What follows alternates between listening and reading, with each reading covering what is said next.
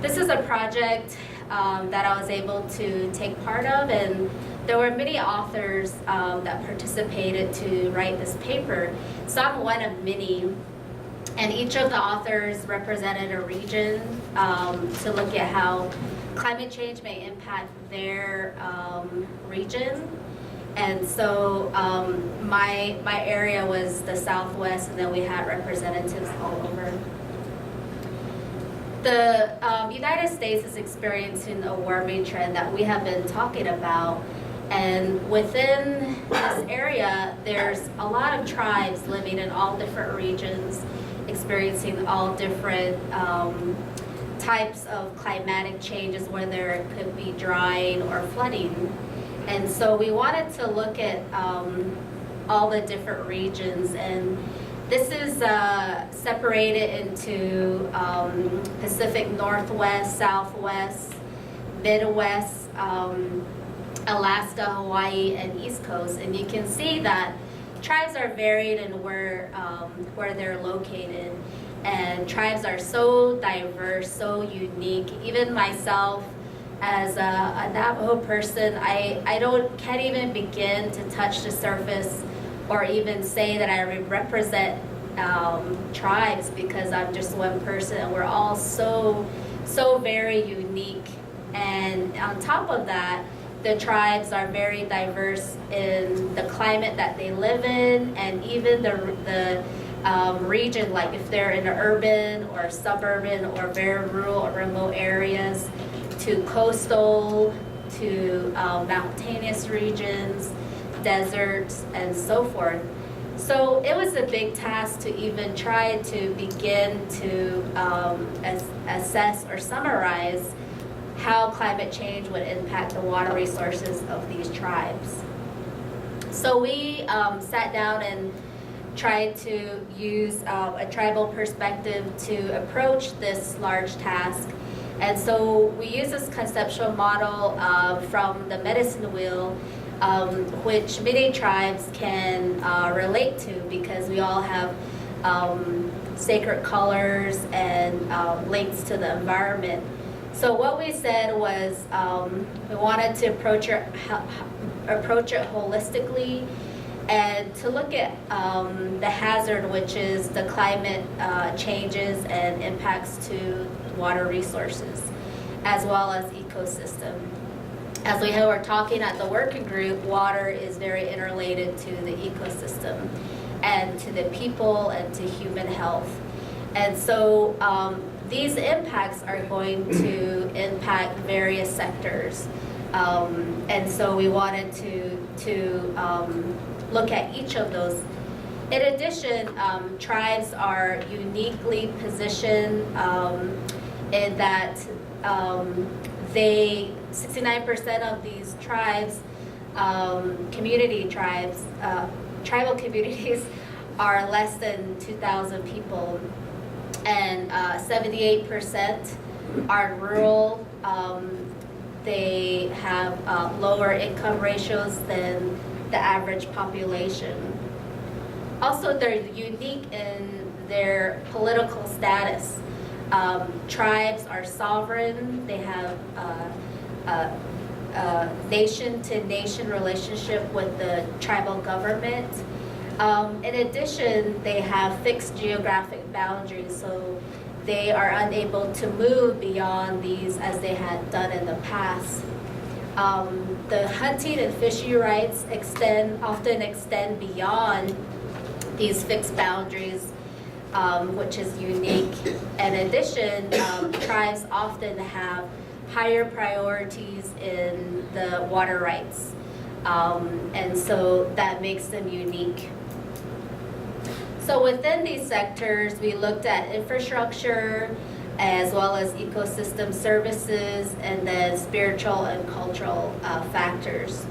So a lot of the infrastructure on tribal lands is lacking or not maintained. There's not enough funding to build additional infrastructure. In addition, a low percentage of tribal communities have access to clean water. which makes them susceptible to waterborne diseases. So as Agnes was talking about, health is integrated to impacts to water resources. Tribal people depend heavily on these ecosystems, which we call ecosystem services, and how they provide cultural resources, food, and other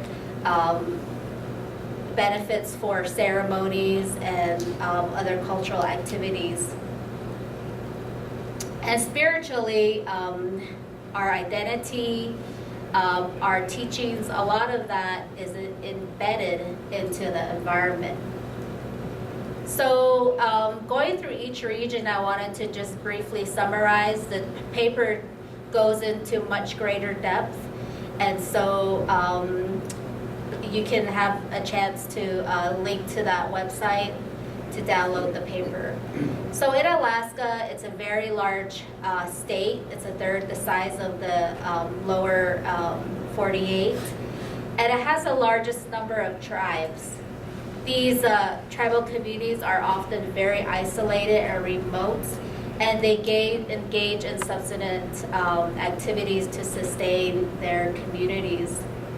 So as climate change is increasing temperatures, the ice is getting thinner, which presents a hazard to the people as they hunt or fish. And then it also changes the patterns of their hunting and fishing, and causing communities to relocate because of coastal erosion. In addition, the salt river or salt water intrusion is contaminating the wells that they use for drinking. So all of these are damaging the infrastructure and causing damage to their communities. In addition, the beavers are now carrying giardia in northern Alaska, which hasn't happened since the last ice age. Finally, there's algae blooms occurring that are disrupting the water treatment that they rely on. So in Pacific Northwest, we have 42 tribes, and the Cascade Mountains divide the coast in the continental zone, so that makes it even more unique. And most of the October to March snow is released as snowmelt during the spring season, and creating a network of rivers that support a salmon community and a very delicate life cycle that the tribes depend on. The flooding that is occurring in these areas are disrupting these salmon habitats, washing away salmon eggs, and the earlier snowmelt is changing the migration of the salmon, and it's mismatched by downstream conditions because now the rivers have dams, and so it's harder for the salmon to actually migrate and continue their spawning cycle. The sea level rise and the acidification of the ocean is also impacting the shellfish that the tribe relies on, that's important to the Swinomish. In addition, the salinization of the soil as a result is destroying the roots and berries that the tribe gathers for cultural purposes. For the whole tribe, they had to move to National Park Service land because of erosion, and now the Quinault tribe is considering relocation as well. The Tulalip tribe in the Pacific Northwest is concerned with the hunting and the fishing and the gathering activities that they do, and the rights to those activities because of the changing climate and the migration of all these different animals, which is related to Erica Fleischman's talk. So many tribes in the Pacific Northwest are also concerned with that. In the Southwest, we have 170 tribes, and the tribes are very small and can be very large with really small withholdings like the rancherias all the way to the big larger land base like the Tohono O'odham and the Navajo Nation. So we talked a lot about the impacts of the Southwest through other presentations, you know, increasing aridity, droughts, migrating sand dunes, and invasive species, and loss of wetlands. In the Great Plains, there's 70 tribes, and they're looking at drought concerns, especially to the water supply system. Standing Rock Sioux, the drought caused the water to go below the intake valve, clog the system, and IHS had to close down. And so there was no water for the people. In addition, the drought resulted in a huge sell-off of their livestock, which is one of their main livelihoods, and the fish die-off, and so forth. In Pine Ridge, there was a large flooding that occurred due to premature snowmelt, and in Wind River, it caused silt build-out in some agricultural areas. In the Midwest, their main subsistence is wild rice, and it's really embedded in their origin stories. And because of the flooding that has occurred, it's impacted their rice harvest activities, and they had to cancel some of their harvests. And so that was huge to that tribe. In the east, they also had flooding, which also impacted shellfish and impacted their wildlife and fish infrastructure, coastal erosion, and caused relocation. So some of the impacts are similar, but according to whatever culture they have, the impacts will be different. So we created a table to summarize some of the major impacts within the regions, and we went from the mountainous regions to Great Lakes, coastal regions, including Alaska and excluding Alaska.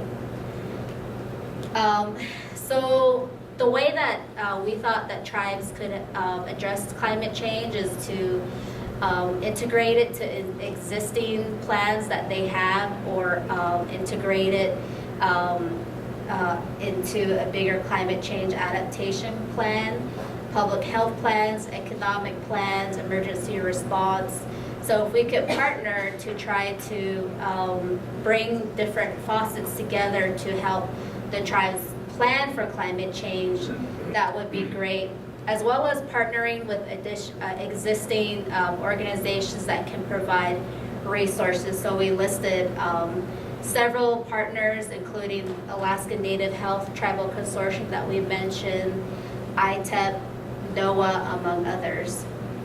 We also curated a table that has a summary of the factors of the vulnerability that the tribe has, and the needs that they have, and then what the tribe can do to address those challenges, and then examples of tribes in the U.S. that are being innovative in how to address those challenges. So one of the things that came up is lack of tribe-specific data, lack of monitoring data, limited staff, and how tribes are overwhelmed with already what needs they have. And so we listed ITEP as one of the resources that they could use to address that, limited funding. And so we tried to be comprehensive in terms of the information that was presented in this table. So in conclusion, tribes have a real great need to respond to climate change and do it in a way that is sensitive to their cultural values. The changes in the climate are so diverse and dynamic and changing and they're all interconnected as we had talked through all these presentations.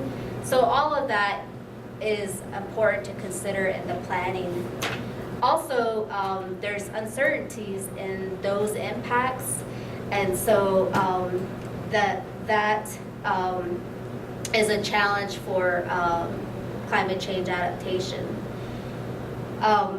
So since these impacts are interconnected, it's important that we use a holistic approach to addressing climate change that impacts the community, that also considers the tribal cultural values and the factors on multiple scales, how they're related and how they change across the entire spectrum. And we believe that the adaptation strategies can be most effective if they're integrated into existing plans, rather than, and then bringing together other activities rather than just having a standalone effort to do the climate change. It also needs to be flexible and changing so that they can continually update it as the environment is changing. Finally, tribes feel like they've been left out of the conversation, so when these efforts are done, the efforts need to be transparent and participatory, where the tribes are engaged and an active member of the climate change adaptation planning. I'd like to acknowledge all the authors that were involved in this paper. And it was really fun to work with all these co-authors across the United States and got to know more about other tribes and what's going on across the region. As Sue was mentioning, this is part of a special issue that's released in Climatic Change. We're one of many papers, and so there's a link there that you can go to. Okay, thank you.